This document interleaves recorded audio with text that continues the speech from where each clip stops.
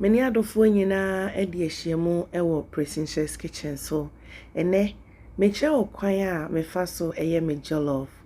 ne duduo mu anase large quantity me fro ye medical aye dada a video no ewo me channel yeso enti no se wonhwe ya me pacho search it for my all-purpose tomato stew, one big pot all-purpose tomato stew. Video no ewo ho me the link no ebeto description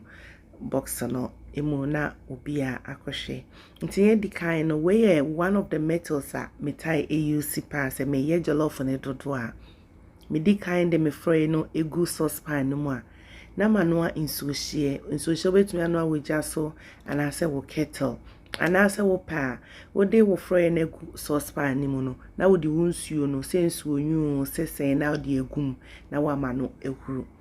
nti me di kan edi nsuhye no kakra egum se na ebe ya esija ne so a enchere na ehuru amame nti me di gum no me hu se me fry no isa nti me de kakra be se atre na ye de sa enkwan no kwantre no mienu aka ho na wanum open so a obetumi de wo no egum ansa na de nsuo no eguso ti sabre me wo cubes mienu na me de egum froye na me ye no spices wo mu dada nenso no se wo de nsuo no befra mu sei no na spices no aba fom na ni taste no eso ate nti ni amede eye froye no spices amede ye froye ni nyina me sande enu abi esangu mu biem nti me de me bay leaves egum me de paprika eguso ena me de me nutmeg nso kakra egum say we ye rosemary anise seed ena we diaba ena me de aye anase calabash nutmeg ena me de eguso rosemary minim ni twidin ena anise seed ne ye nkete ena me blende ena me de aka ho say sa spices we mu nyina no eno me de aye stew no dada ha na odi aye o curry powder so a utumi de kakra egum nse me de enchen no atrekesie mienu egum ti menum na ma hwe se taste no ana ne de no eye pepepe senia me hwehwe no a me dadofo nyina se mo a mo follow me on Instagram, Facebook na ma subscribe to my YouTube channel no me da mase nyankopon insha mu nyina enti se me de asiso ama no ehuru nya me nyina ne se mesa nsuo ni bi esi nchen ana se stew ni bi esi nchen we kwa de eye jollof stew nkwan eye froye nkwan se ye din so afam te froye nkwan nti no mesa bi edi esi ho madikan ahohoro memo ne ho dada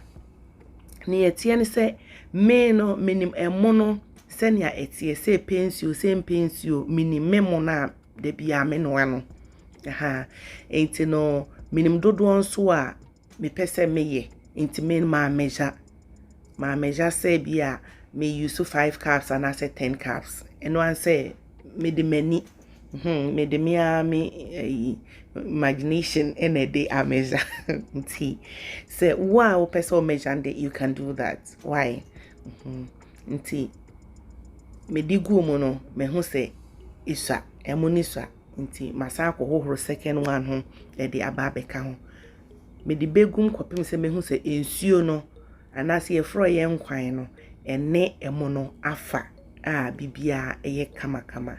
enti odi guma ma enye nsiso saa num o se wunum ema ne fra kama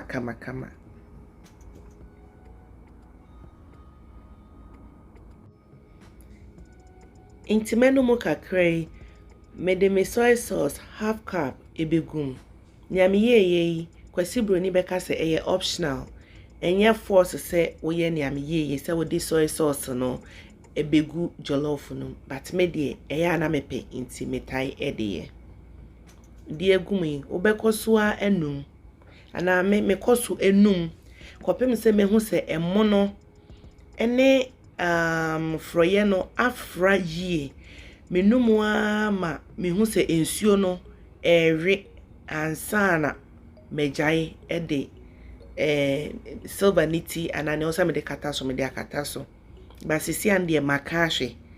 me di kai kahwe na mahu emono ne den no ene be kire me se me mfa ensuo ni bi nka ho ana se ngo se me de ensuo ni bi eka ho enti na mfiti se me di kai ka se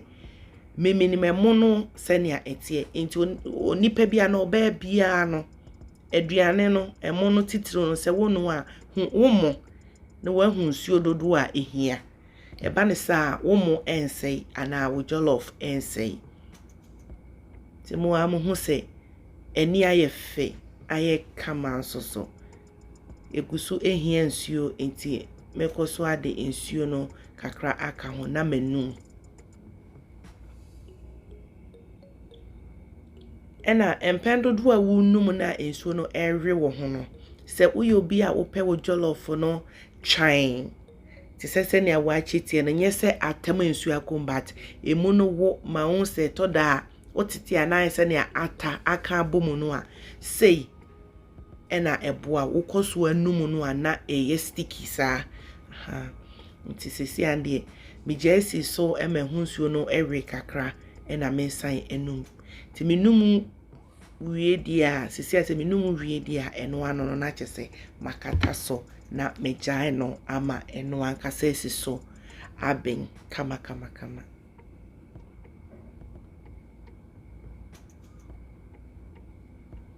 na do for mo video ni say I hope say so far no mo anije ni amohwe ne ho Emma refin so say obe subscribe to channel yi say unsubscribe ya please do Paucho subscribe to channel yi na boa unua na untumi build the channel yi kama se makata so mejai amanesi so be se da low heat intino mejai amanesi so be se 45 minutes me ba be hwe se na etisen ehun nsuo no are ana se gusu hia nsuo bi mu na medibi aka ho se ohun se emu no eni afefefe nti me wooden fork no ana se me meta no edi benum adane no na eni no etumi akwase na ase no so etumi abasro senia baby emene enyai baby ti jollof de woya e wo se unum all the time unum abribia se be ya womo no enye basabasa tisi akwa me hu se aye halfway done kakakra na chese aben ankasa na aye ready to serve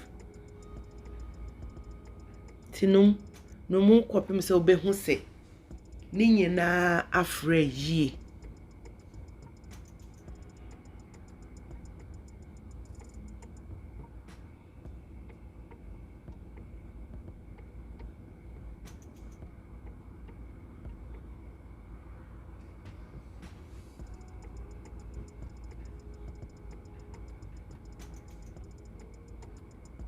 kanzo